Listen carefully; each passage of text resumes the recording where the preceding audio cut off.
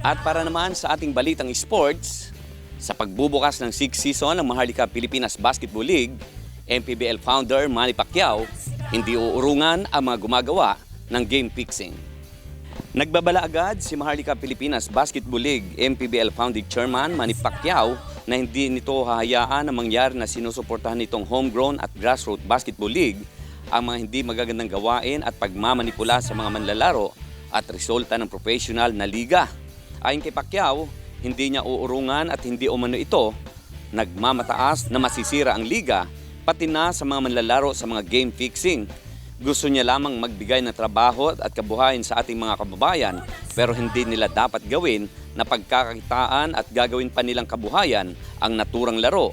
Una nang nagsampa ng kabuang 47 kaso ang pamunuan ng MPBL matapos na makahanap ng mga ebidensya hinggil sa pagsasagawa ng mga game fixing sa liga.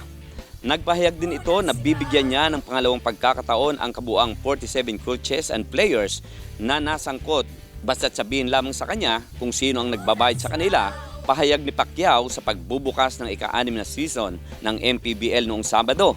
Opisyal na nagbukas ang bagong season ng liga noong Sabado, April 6 sa Calasiao, Pangasinan na tampok ang laban ng Zamboanga kontra Valenzuela at ang panghuli sa pagitan ng kapwa bagong sali sa liga na Pangasinan at Abra.